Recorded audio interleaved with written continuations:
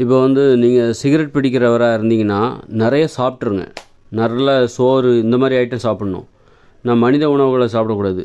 நல்ல சோறு இந்த மாதிரி சோறு, பூரி, பொங்கல், தோசை இதெல்லாம் சாப்பிட்டிங்கன்னா தான் இந்த சிகரெட் பிடிக்கிறதுனால ஏற்படுற பக்க விளைவுகளை குறைக்க முடியும்.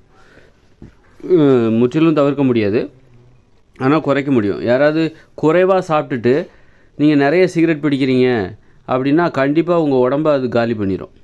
அது மாதிரி மது அருந்தி விட்டு பிராண்டி, விஸ்கி இந்த மாதிரி குவாட்ரு, ஆஃபு இதெல்லாம் குடிச்சுவிட்டு நீங்கள் குறைவாக சாப்பிட்றீங்கன்னு வச்சுக்கோங்களேன், அது உங்கள் உடம்பை காலி பண்ணிடும்.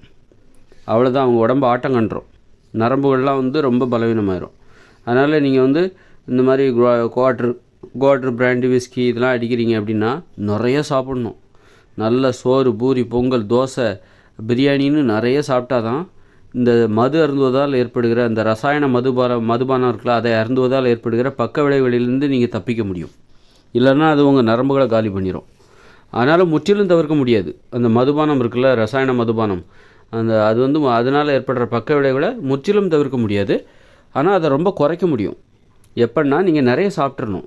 நீங்கள் மது அருந்துறீங்க, சிகரெட் பிடிக்கிறீங்க அப்படின்னா நிறைய சாப்பிட்ற வழக்கம் உங்களுக்கு கண்டிப்பாக வேணும். இல்லைன்னா அது உங்களை பயங்கரமாக உங்கள் உடம்பை ரொம்ப பாதிக்கும். பசியோடு இருக்கீங்க, சாப்பிடாமல் இருக்கீங்க, அதிகமாக சாப்பிட மாட்டேங்கிறீங்க, கொஞ்சமாக தான் சாப்பிட்றீங்க, ஆனால் உங்களுக்கு வந்து மது அருந்துகிற பழக்கம் இருக்குது, சிகரெட் பிடிக்கிற பழக்கம் இருக்குன்னா கண்டிப்பாக அந்த நீங்கள் குறைவாக உணவு சாப்பிட்றதுனால அந்த சிகரெட் பிடிக்கிற பழக்கமும் சரி, மது அருந்துகிற பழக்கமும் உங்கள்கிட்ட இருக்குதுன்னா இதில் இந்த ரெண்டில் ஏதாவது ஒன்று இருந்தாலே போதும், அது உங்கள் உடம்பை வந்து காலி பண்ணிடும். உங்கள் நரம்பு மண்டலத்தை காலி பண்ணிடும். உங்கள் நரம்பு மண்டலத்தில் வந்து ஒரு நரம்பு மண்டலத்தை ஆட்டி அசைச்சு வேரோட பிடுங்கி எறிஞ்ச மாதிரி அது நரம்பு தளர்ச்சியில் கொண்டு விட்டுரும். அதனால் இந்த சிகரெட்டும் சரி, மதுபானமும் ரசாயன மதுபானம் இருக்கலாம், அது நரம்புகளை போய் நேரடியாக பாதிக்கும்.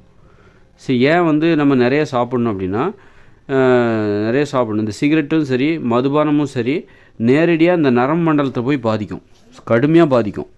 அப்படி பாதிக்கும்போது நம்ம நிறைய சாப்பிட்றதுனால அந்த பாதிப்புகளை குறைக்க முடியும்.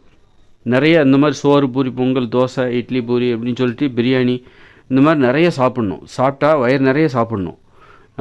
சாப்பிட்டாக்கா அதோடய பாதிப்புகளை குறைக்க முடியும். இந்த சிகரெட்டு மதுபானம் அருந்துவதால் ஏற்படுகிற பாதிப்புகளை ரொம்ப குறைக்க முடியும். அதனால் எப்போவுமே வந்து குறைவாக சாப்பிட்டுட்டு மதுபானம் அருந்தாதீங்க. குறைவாக சாப்பிட்டு கொண்டு இந்த மாதிரி சிகரெட், பீடியெல்லாம் குடிக்காதீங்க. அது ரொம்ப ரொம்ப தீங்கு. அதனால் எப்போவுமே சிகரெட் பிடிக்கிறீங்களா, கொஞ்சம் நிறைய சாப்பிட்ருங்க. நிறைய சாப்பிட்டா அதோடய பாதிப்புகள் வந்து குறைக்கப்படும் என்பது ஆனால் அந்த முற்றிலும் தவிர்க்க முடியாது. ஏன்னா நீங்கள் சாப்பிட்ற சோறு, பூரி, பொங்கல் இதுவும் நோயை தரும். நீங்கள் குடிக்கிற சிகரெட் பிடி இதுவும் உங்களுக்கு நோயை தரும். இருந்தாலும் சிகரெட் பிடிப்பதனால் ஏற்படுகிற பாதிப்பை நம்ம வந்து குறைக்கணும் அப்படின்னா நிறைய சாப்பிட்டா தான் குறைக்க முடியும்.